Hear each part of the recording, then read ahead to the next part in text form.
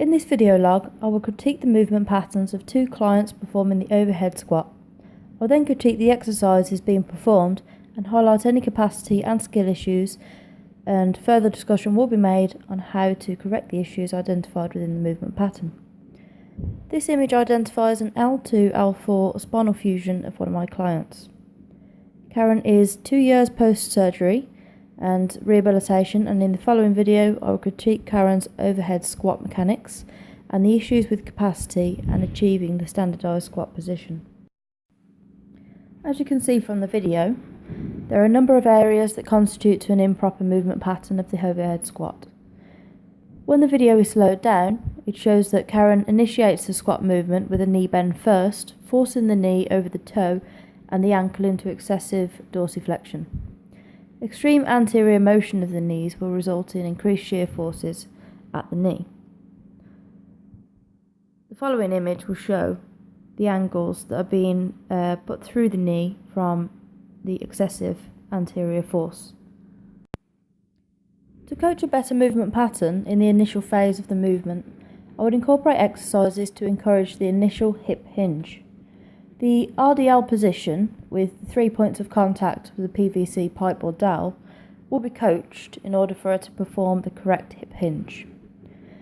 It is done by performing a movement that only in this joint, accompanied by moving the body mass backwards and leaning the trunk forwards. It is significant to sustain natural curvature of the spine during this movement.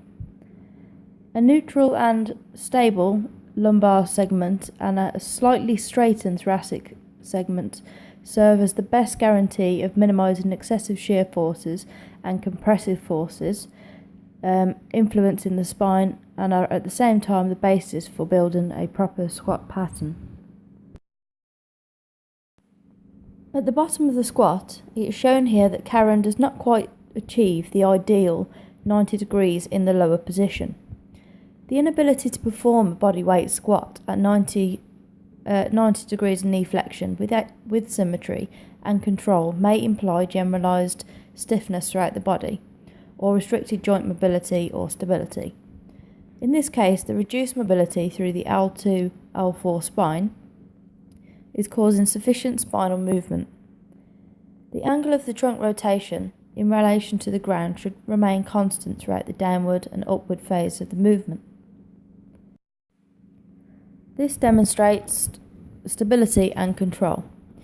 When the athlete performs a squat and does not stabilise the lumbar spine and fails to maintain a straight or slightly extended thoracic spine position, an increase in compressive and shear forces to the lumbar spine occurs.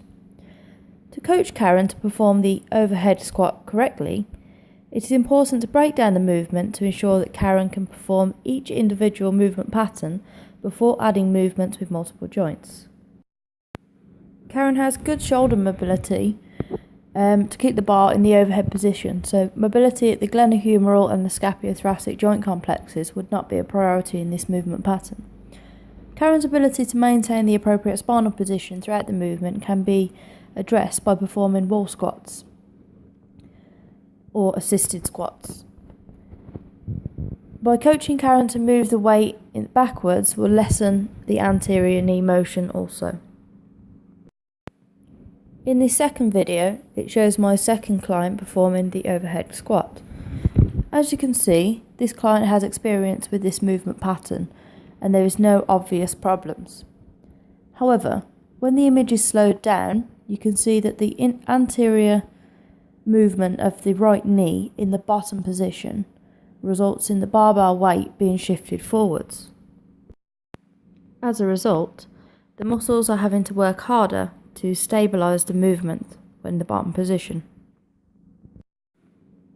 This movement pattern is a result of a previous knee injury, and Jake has adopted a less than optimal movement pattern to compensate.